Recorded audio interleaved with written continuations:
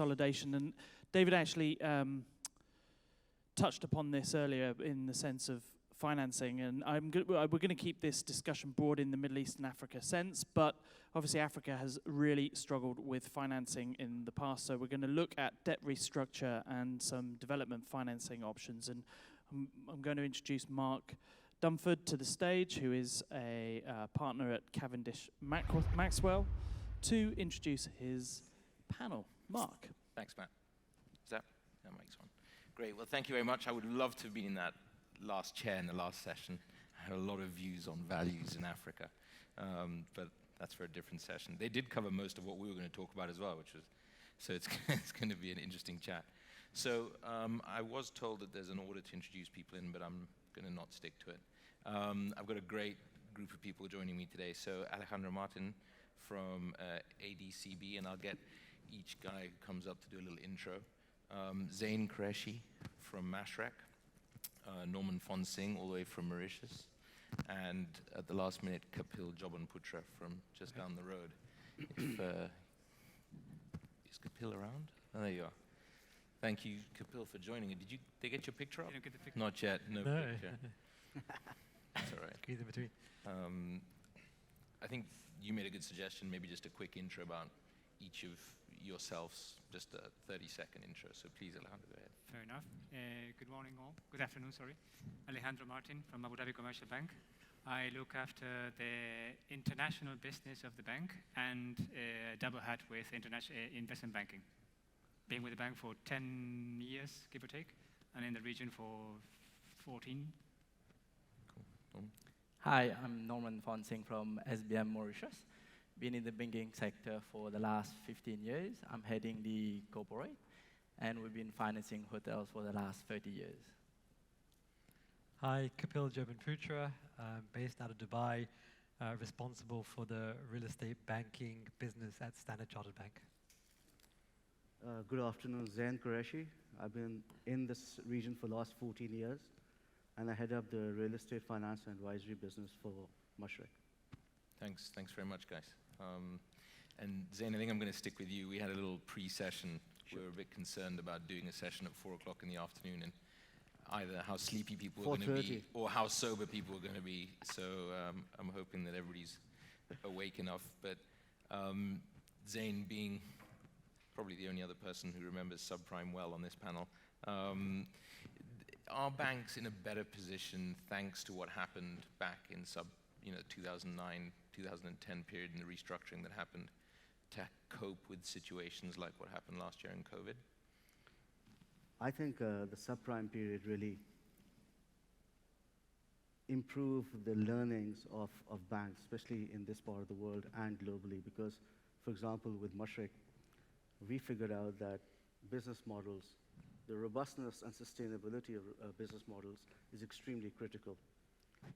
In addition to that, the strength of sponsors came in and showed us which clients worked and which clients did not work for us. The third point was flexibility of structures. So providing the right structures for our clients while having the control on our side. We went through a major change at Mashreq. We decided that we weren't educated enough to lend in this sector, for example, the hospitality. So for example, what I did was I picked up a bunch of people from the industry within real estate, hospitality, non-hospitality, and put them together within the platform. So they taught us real estate, we taught them banking. And that's worked out really, really well, because if you look at the state of the portfolio that we've been able to maintain during the entire COVID period, we have clients who we call partners who have been extremely strong and have been able to look after their commitments in an orderly fashion. So yes, very much so. And I think we'll talk about Africa in a little bit, but that's also not just asset class speciality and knowledge, but also geographical knowledge, right? That's really important. And this is more for, I'll start with the Middle Easterns, as I'll call you before I go to Norman. But have we really seen the government step in and help out over the last 18 months? Yes. So within the UAE, we have the TEST program. Some banks have used it more than others. there was a criteria that you had to follow. So ADCB itself, or clients of ADCB, have applied for tests. So the government has been quite forthcoming and preempting potential problems. This has been taken into consideration by the bank. We have managed with our clients to extend some payments, which are basically coming due now. So the process in itself was quite helpful for the bank, for the clients, and definitely something that is it's a pro-business, and we think it was a very good approach for the UE government with the right clients. Did that just allow you to kind of freeze facilities and kind of, or restructure them entirely and extend? How exactly did that work? That has led to a number of different work streams. Some are restructurings that will have to happen eventually, sooner rather than later, and it's a genuine ask. Some other has just been giving them the breathing space that was required to provide, to adapt to the new reality. Looking at two businesses down in this same pavilion that requested, that had this breathing space that was required, which was given, and now they're back on track and it's back to normal. I mean, that's something I think also, Kapil, we were talking about it earlier, about the idea of kind of pushing out moratoriums and things like that. Yep. Is that something that you're also kind of looking at in the region, or? Yeah. I think there wasn't really a huge amount of choice, given this was essentially COVID is in many ways an act of God, and there was a strong level of empathy to clients, especially in the hospitality industry, on account of what happened over the last 12 months. I think back to your point around the government and encouragement to the banks. I think one was obviously the test kind of funding which came into the market, but also the encouragement of banks to say, look, this is an unprecedented time. Banks need to be lenient, and there was some guidance around that. So we and I think the other banks sitting around the table here, absolutely came together and decided on what was the appropriate level of kind of deferral of principal in some cases, or restructuring of covenants, for what period of time. So there was no right or wrong answer, but what was collectively agreed is that action was required from the banks to help alleviate a situation which was outside of the control of our clients.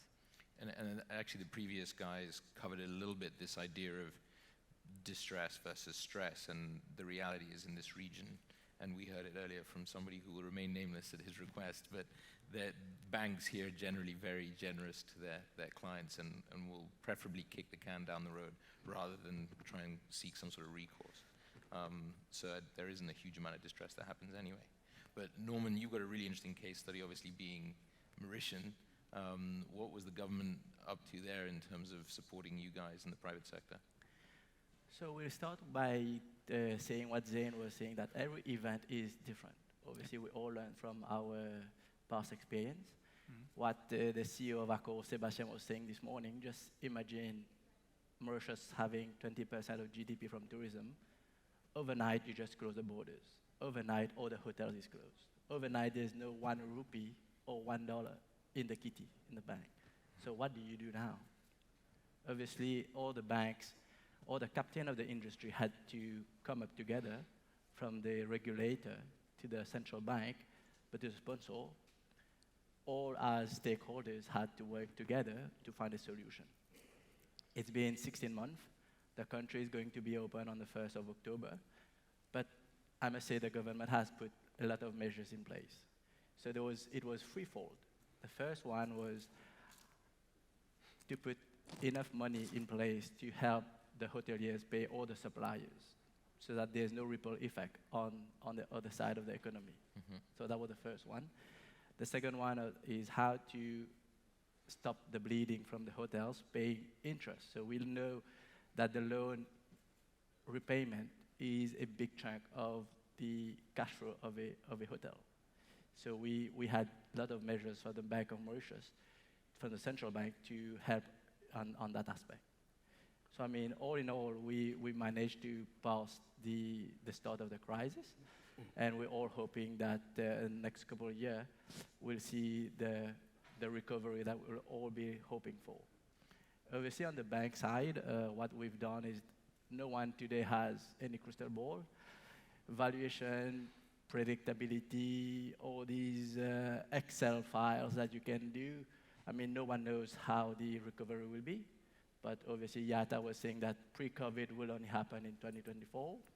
So what we've done as all bankers on the island, we're just waiting and putting a moratorium to see when we can see that visibility. So that's what we have done to ensure that tourism stays an important pillar of the economy, and we still, I believe, there's good times ahead. Which is quite relevant here as well, because it's also quite a strong pillar. Tourism and hospitality, it's a critical pillar of the UAE.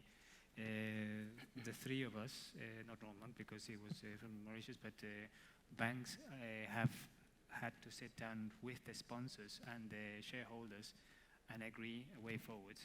And more often than not, we've managed to succeed in doing this because we have in our book, in our asset book, real estate is significant, and within real estate we have hospitality, hotels.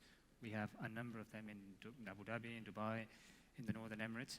And across, I would say, we have managed with our colleagues here from Mashreq, Standard Chartered, FAB, and the others, to address most of the concerns. Yeah, I think you all have significant exposure to the hospitality industry. Yes. And I mean, but you've all, again, most banks anyway, and certainly the people sitting up here, certainly have a decent amount of liquidity to use now that we've emerged or starting to emerge from the other side of COVID. And I think I'm going to throw the question out there about liquidity versus availability of deals. And you know, you guys can discuss it as you wish, but is there a gap between you have money to spend, but you can't find the right stuff to spend it on? I can start if you want to. I just like to address that the chap that was sitting here before me. The banks are quite flush with liquidity, and we are, ourselves at least, ADCB is keen to do business with hotels. So more often, the more mature hotels than the greenfield projects, I would say, with a little bit of track record, that's always helpful. But there is ample liquidity, there is definitely appetite within the bank, and there is definitely a keenness from this side of the table to sit down with sponsors to work out what is the best proposition to put forwards. Yeah, I picked up on that comment as well about banks having disappeared. Well, Kapil, you even look at Africa. So, you know, what's your view on the difference between having the money and finding the deals? I mean, is there a gap there? Yeah, so I think it's important to clearly within the UAE there is ample liquidity, and we are seeing deals done. And I think hospitality has been an area where banks are taking a more cautious approach because, you know, whilst we say during COVID is still not over. It's not evident that there aren't going to be more lockdowns across various markets in Africa, you know, potentially even within the region. And so, how do you price that risk? I think it's very difficult to price that risk, and almost you've kind of got to just assume that your Excel spreadsheet holds true, and not assume the worst if you are looking to take on more exposure. But what we've seen over the last year, from our perspective anyway, is that there's a lot of liquidity for high-quality sponsors, so government-related entities, and high-quality assets. And the behavior from a lot of our clients over the last 12 months has actually been very good. So whilst we have tried to provide some form of lenience over this last 12 months or so, you know, good sponsors have also used that time whilst their hotels have been low on occupancy to reinvest in the hotels, to keep up, you know, some capex, to invest, and to make sure that coming out of this period that they are stronger than their competitors. So it's just on the liquidity point, I think one is, yes, there is appetite and willingness to do deals, but it needs to be the right deal for the right sponsor, that in an adverse situation, that the sponsor will not just, will act in the best behavior that we've seen with a number of clients over the last while. And I think just lastly, I think one of the key issues here and one of the key questions is that because there is significant liquidity from the banks, is what are they pricing? Are they pricing credit risk or are they pricing liquidity? And I think that's a debate that we have quite often because pricing hasn't gone up to reflect the increased risk that we are all seeing in the market today. Zain, anything to add to that before I ask you another question? I'm going to be a bit controversial as far as this one is concerned. I think, I think banks, there is a level of ignorance that they need to get educated. They need to be able to go down the credit curve. What we're seeing more and more of are the good deals being taken up by banks who have lower cost of funds.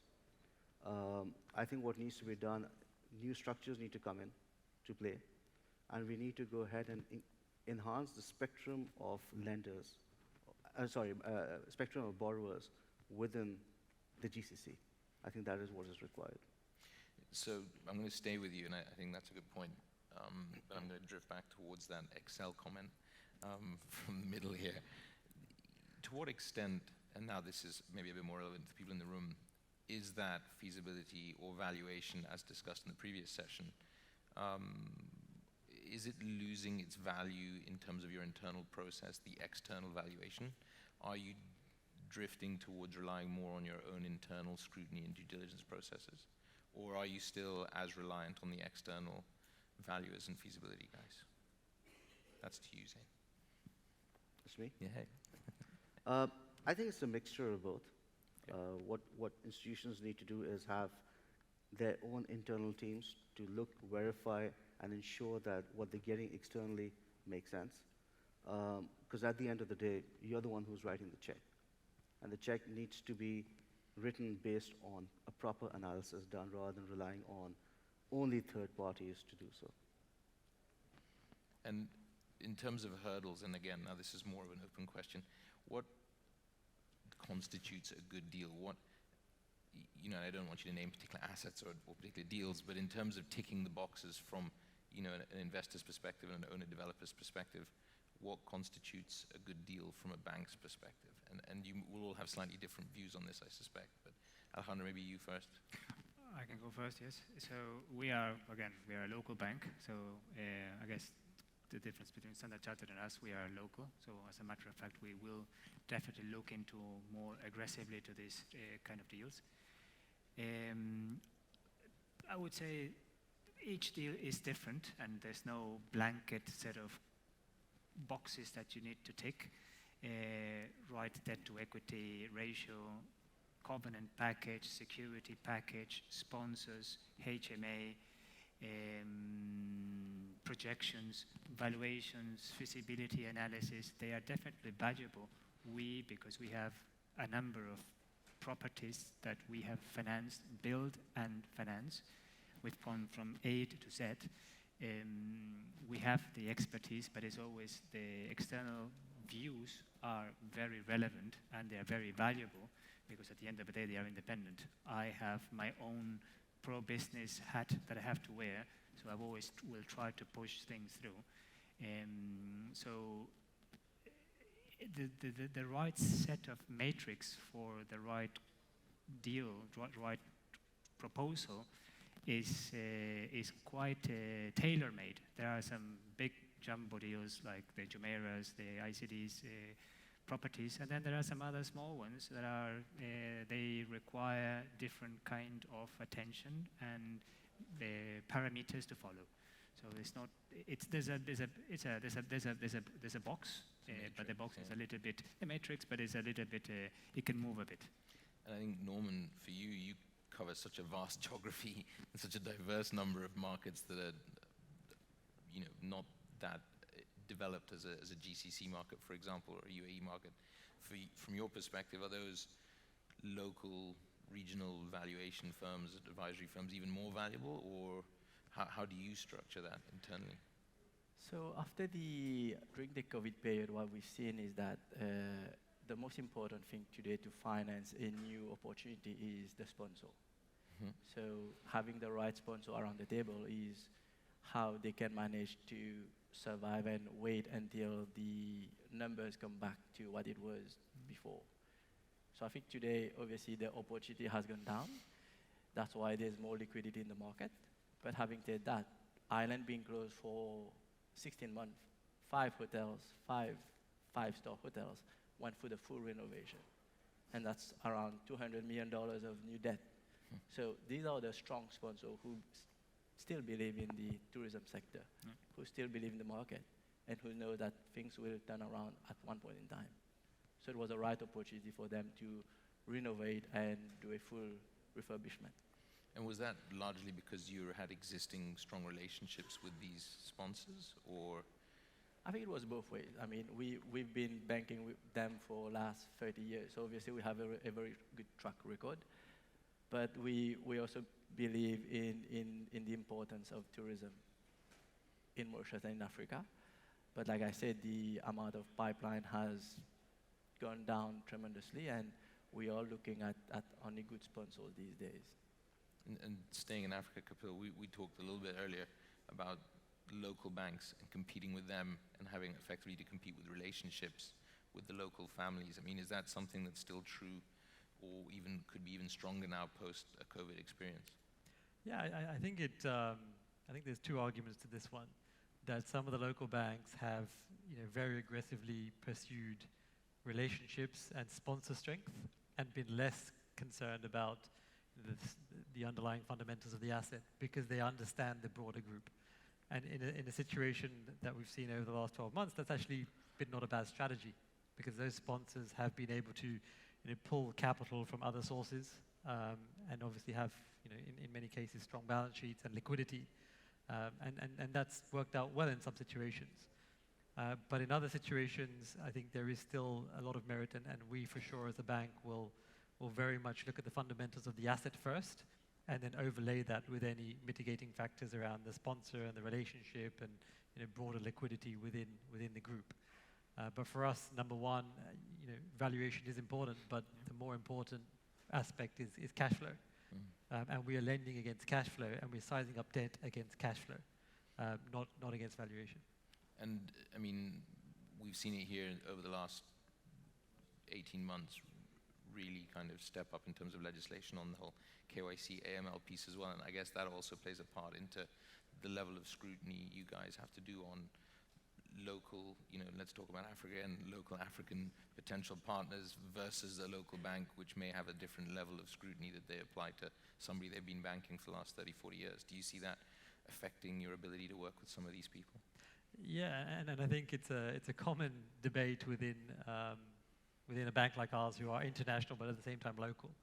So you want to be on the ground in a market like Accra, know your clients, and have your relationship managers really understand the clients and the business, and to them you're a local bank. But us sitting in the Middle East, who we have a broader mandate, Middle East and Africa, and the guy, our head office is essentially management sit in Singapore. They view things slightly differently and may not understand the nuances of the local particulars around that sponsor. So it's important to be both. I think both local and international. To have a presence on the ground, but have that bigger exposure over the international markets. Just going back to that idea of banks having a relationship with a sponsor. I mean, Zain, did you see any? We called them bad apples earlier, but any hotel owners, for example, who are potentially struggling pre-COVID, use that as an opportunity to kind of blame their misfortunes on COVID and actually take advantage of that situation? Do you see any of that? Yes, we did, but they were few and far between as far as our portfolio is concerned. Going back to my previous comment, for us, business models are critical, and they have to be sustainable and robust. And that's something that we've always put a lot of emphasis on. So in addition to all the structures and the parameters that we have in place, that is extremely important to us, along with the sponsor and his reputation. And the infrastructure that we have in terms of the KYC and the AML helps with it, but so does market knowledge. And local market knowledge is essential. And in terms of new owners or existing clients that are developing new projects, have you seen kind of an increased level of due diligence on construction finance opportunities? Still with you? I think it comes down to a few key elements. Of course, sponsor's integrity is essential, but in addition to that, does he have the track record to complete that particular project within the time frame and the cost he's gone ahead and projected? Secondly, is there demand for that particular product in the market? And how deep is that demand for it? And I think when we look at liquidity and we look at who's going to come and buy, it's also very, very important as to what are the other liquidity sources in the country. And that has been limited. So if you think about it, in the last 14 years since I've been in the UAE, I think the banks have had to pull up a lot more than we would have had to do in Western or developed markets. So the equity is limited, but the other elements that normally come into project debt or project financing, such as MES or otherwise, has been extremely small and limited. Yeah, if I can add just one cent for the sponsors in the room, the contractors or the individuals that you're going to be basically partake in this construction. If it is construction, it's it's becoming more and more critical and more important. Because of there has been, in fact, across all these markets, we've seen gluts in certain asset classes and a certain amount of oversupply. So why would you, even if it's a fantastic project, it may not make sense because there isn't demand for it. And on the MES piece, I think you were mentioning earlier, Norman, that your government's kind of stepped in with a pseudo-MES structure, right, for the longer term? So yeah, so they have come up with a 9-year bullet structure to help all the hotels until the crisis is over. So this has managed to pay the interest for the loan, for the bank loans. But just to come back on the opportunity and the amount, obviously this has dried up. The greenfield project nowadays in Africa will cost a lot more than it used to be. That part of because of the inflation and the cost of getting all these material inbound. So we have to keep all this in mind when doing a new greenfield project. Well, guys, we're out of time. If there is a question or two, we can take them. I mean, it's been a bit of a rush job considering there's so many of us, and our previous session covered a few of our subjects, but please go ahead. Yes, okay, so since there's so much liquidity, as you guys keep saying, I would like to know first, so you're willing to finance existing assets in the region. What about development? And what percentage, I mean, on existing assets, how much would you be willing to finance? And on development, also, would you help on CapEx, repositioning, and upgrading? And of course, which interest rates are you entertaining in this region? Oh, they're going to start competing. There's going to be a bidding war on stage, I think. That was the idea. We let Norman respond to this one. Yeah, let the neutral guy respond to it. Wow. I mean, maybe that's one for the bar. Is that? So I mean, pre-COVID, I think there was quite a few deals that we could have gone 70-30 as financing. But nowadays, after the COVID period, we're seeing more of a 50-50 financing. So obviously, I mean, in general, the banks will help to reposition a new hotel. But like I said, it will be around 50-50. Let me package it for the other guys quite quickly. Will you look at financing CapEx for repositioning, and what kind of loan to values are we talking about for existing assets? We would. ADCB would. Yeah. Yes. Depends is Kapil's standard answer. Standard chartered, completely. No, look, there's various factors. Conceptually, yes, it makes sense because it is value accretive to fund CapEx. But I think to answer your question, there is liquidity, but that liquidity is also quite focused on where it wants to find a home. Conservative liquidity.